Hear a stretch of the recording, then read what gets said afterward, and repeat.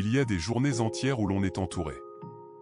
Des échanges, des messages, des conversations. Des visages familiers, des voix connues.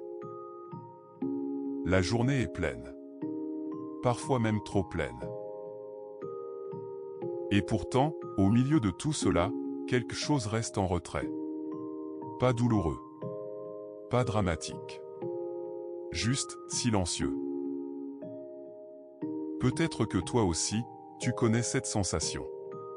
Pas un manque précis. Pas une tristesse claire. Mais une absence diffuse. On continue à faire ce qu'il faut. À répondre. À avancer. À être présent pour les autres. Mais intérieurement, il n'y a personne avec qui s'asseoir. Pas de lieu calme. Pas d'espace intérieur où déposer ce que l'on vit. Juste une succession de moments sans véritable ancrage. Cette solitude-là ne se voit pas. Elle ne se plaint pas. Elle ne demande rien. Elle accompagne discrètement les journées bien remplies. Elle marche à côté de nous, sans bruit. Et souvent, on la confond avec autre chose. La fatigue. L'usure. Le temps qui passe. Mais ce n'est pas exactement cela. La solitude intérieure, c'est être là. Sans se sentir habité par sa propre présence. Et aujourd'hui, on ne va pas chercher à la faire disparaître. On va simplement rester un moment avec elle. La regarder. L'écouter. La solitude intérieure n'est pas l'isolement. On peut vivre seul et se sentir profondément vivant. Et on peut être entouré en permanence, tout en ressentant un vide persistant. Ce n'est pas une question de nombre de relations. C'est une question de relation avec soi. Peut-être que toi aussi, tu as déjà vécu cela. Parler toute une journée. Échanger. Répondre. Et le soir venu, avoir l'impression de ne pas t'être adressé une seule fois la parole. Comme si ta voix intérieure était restée en arrière-plan. Comme si tu avais traversé la journée sans vraiment y entrer. La solitude intérieure apparaît quand il n'y a plus d'espace en soi. Où l'on peut exister sans rôle. Sans être utile. Sans être performant. Sans être attendu. On devient quelqu'un qui fonctionne. Quelqu'un qui assume. Quelqu'un qui s'adapte. Mais rarement quelqu'un qui se rencontre. Et ce décalage ne fait pas mal immédiatement. Il est discret. Mais il s'installe. La solitude intérieure, ce n'est pas l'absence de lien. C'est l'absence de résonance.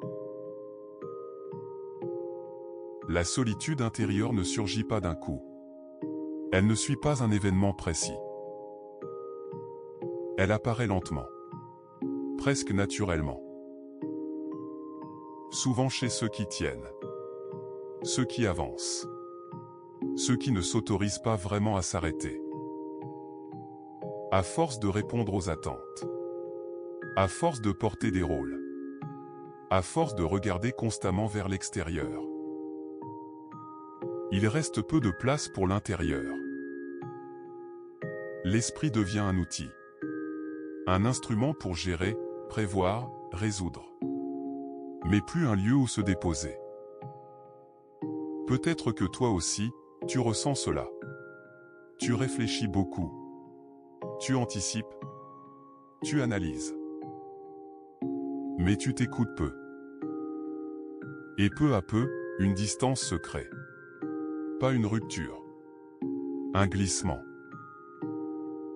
Une partie plus profonde de toi se met en retrait. Elle observe. Elle attend. Et comme on ne lui laisse plus vraiment de place, elle finit par se taire.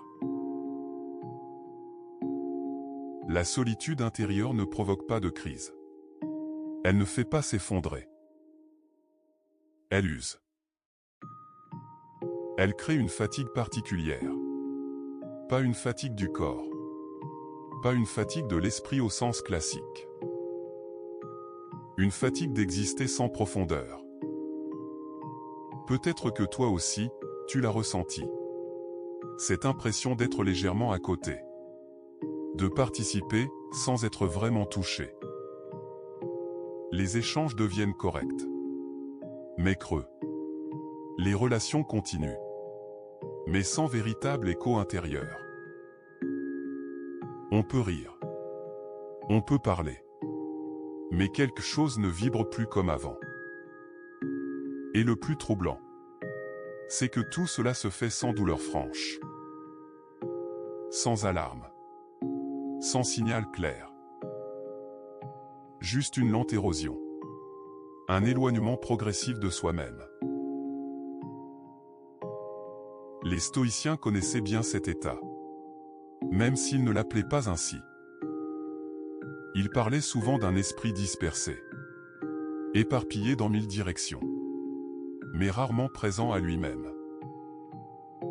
Pour eux, le vrai danger n'était pas la solitude. C'était l'oubli de soi. Marc Aurèle écrivait chaque jour.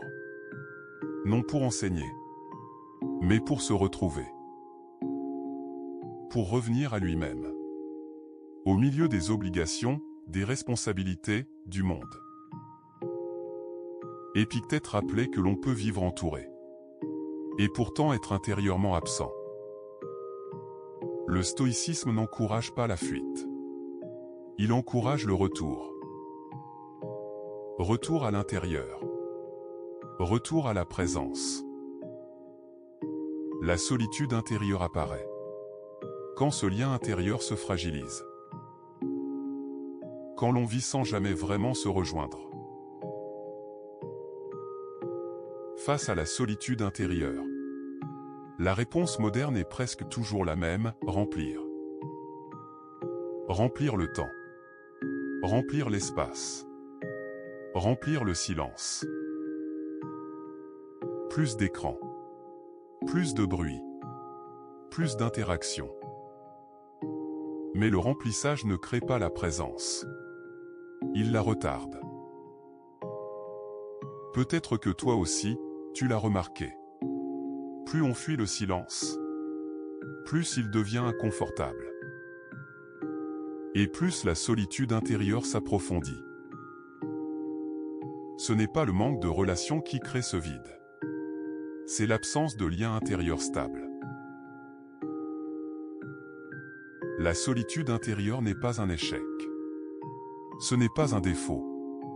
Ce n'est pas quelque chose à corriger immédiatement. C'est souvent un signal. Un appel discret à ralentir. À revenir. À se retrouver. Pas pour changer qui l'on est, mais pour se réhabiter. Il ne s'agit pas d'ajouter plus de relations, ni plus d'activités, ni plus de bruit. Il s'agit parfois simplement de s'accorder le droit d'être avec soi. Sans objectif, sans utilité, sans performance. Les stoïciens parlaient d'une retraite intérieure. Un lieu que l'on porte en soi. Accessible à tout moment. La solitude intérieure commence à se transformer. Le jour où l'on cesse de la combattre. Et où l'on accepte, doucement, de rester un instant avec elle. En silence.